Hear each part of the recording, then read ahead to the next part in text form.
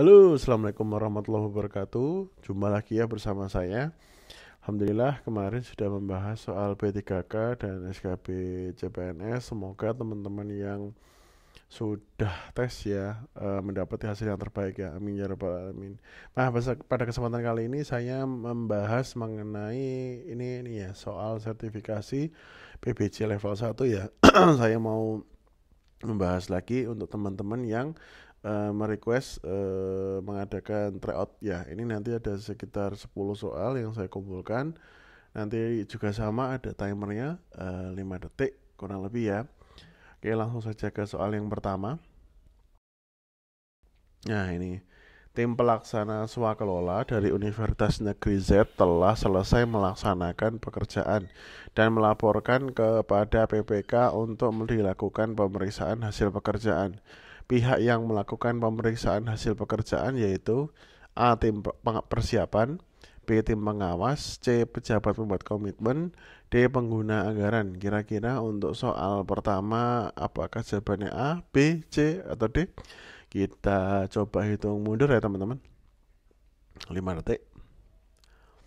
Jawaban yang tepat yang B ya, tim pengawas. Nah, ini dasarnya berdasarkan pasal 16 ayat 1 Perlem KPP nomor 3 ya tahun 2021 tentang pedoman swakelola. Tim pengawas adalah tim yang dibentuk oleh pengguna anggaran atau kuasa pengguna anggaran untuk melakukan pengawasan terhadap pelaksanaan swakelola.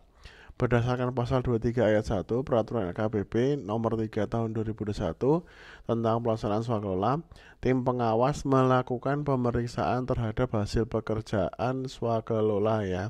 Pemeriksaan hasil pekerjaan swakelola dilakukan untuk menilai apakah hasil pekerjaan swakelola sudah sesuai dengan spesifikasi teknis, volume, dan mutu yang dipersyaratkan. Jadi untuk soal nomor 1 jawabannya yang tepat adalah yang B ya, tim pengawas ya. Next.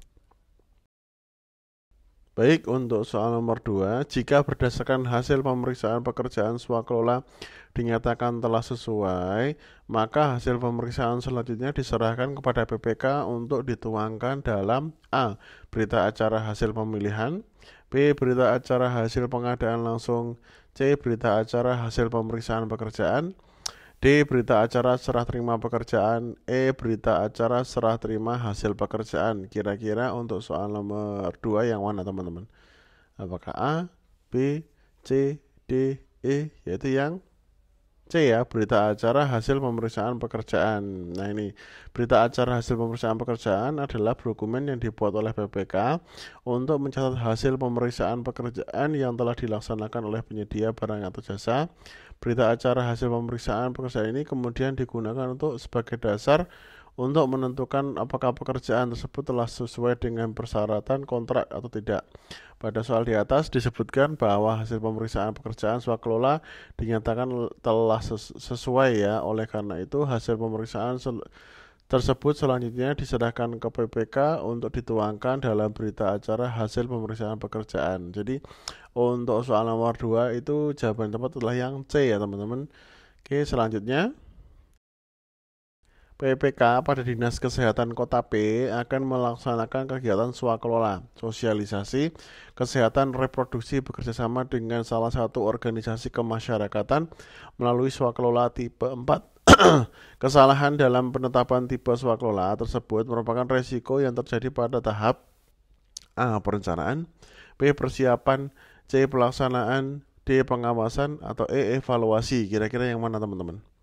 Untuk soal nomor 3 yaitu yang A ya, perencanaan. Jadi penetapan tipe swakelola merupakan salah satu tahapan dalam perencanaan pelaksanaan swakelola. Kesalahan dalam penetapan tipe swakelola dapat menimbulkan resiko yang dapat berdampak pada pelaksanaan swakelola, seperti pekerjaan tidak dapat dilaksanakan sesuai dengan spesifikasi teknis, volume, mutu yang berdasarkan, pekerjaan yang tidak dapat diselesaikan tepat waktu, dan tidak sesuai dengan anggaran, pekerjaan tidak dapat memenuhi kebutuhan masyarakat.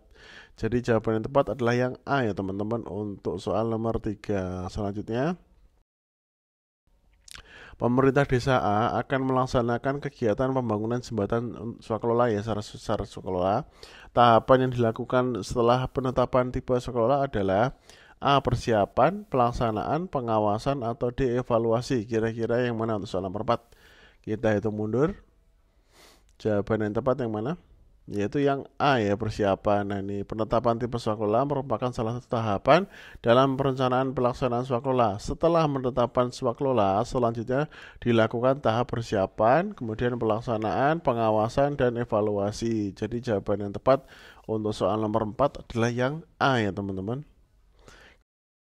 Kemudian salah satu resiko yang dapat terjadi pada tahap pelaksanaan swaklola adalah A. Kesalahan menetapkan tipe swaklola.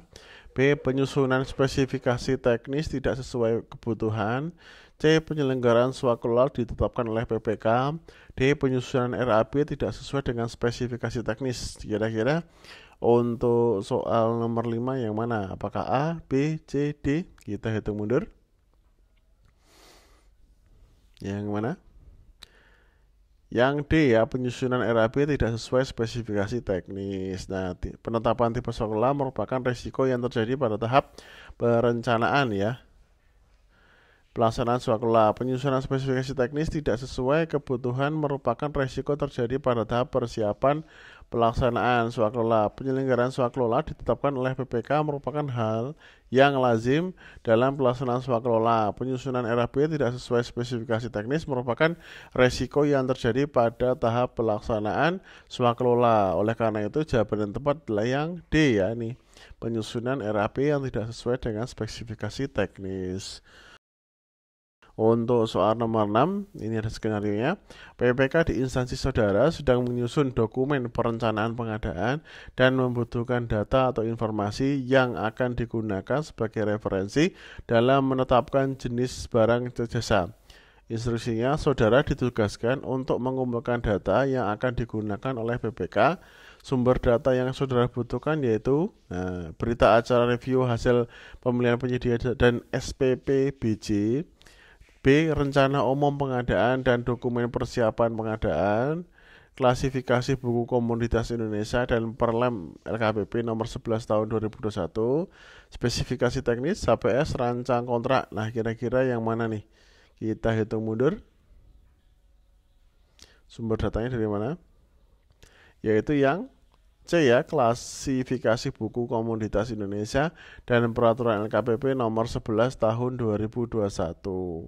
Nah, penetapan jenis barang jasa merupakan salah satu tahapan dalam perencanaan pengadaan. Dalam menetapkan jenis barang jasa, PPK perlu mengacu pada KBKI dan peraturan LKPP 11 tahun 2001 tentang pedoman perencanaan pengadaan barang jasa pemerintah. Nah, ini merupakan klasifikasi barang jasa yang digunakan sebagai acuan dalam penyusunan dokumen perencanaan pengadaan, termasuk penetapan jenis barang jasa. Jadi soal nomor 6 itu jawaban yang tepat adalah yang C ya, klasifikasi baku komoditas Indonesia dan peraturan LKPP nomor 11 tahun 2021. Selanjutnya, Pokja Pemilihan akan melakukan review terhadap dokumen persiapan untuk pengadaan mebel air di bagian umum kota ABC dengan nilai 350 juta. Saudara sebagai Pokja Pemilihan ditugaskan untuk mereview dokumen persiapan tersebut. Salah satu data dan informasi yang saudara kumpulkan yaitu A. Kertas kerja evaluasi penawaran peserta pemilihan, B. Dokumen pemilihan berupa dokumen tender dan kualifikasi, C. Spesifikasi teknis berupa jumlah dan kualitas, D. Dokumen penawaran penyedia. Kira-kira untuk soal nomor 7 yang mana?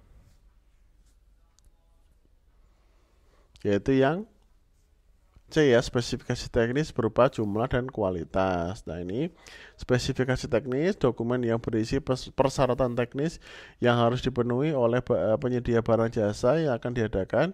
Spesifikasi teknis ini penting untuk dikumpulkan oleh Pokja Pemilihan karena akan menjadi dasar dalam melakukan evaluasi terhadap penawaran penyedia. Dalam skenario di atas, Pokja Pemilihan akan melakukan review terhadap dokumen persiapan untuk pengadaan mebel air di bagian umum kota ABC ya dengan nilai 350.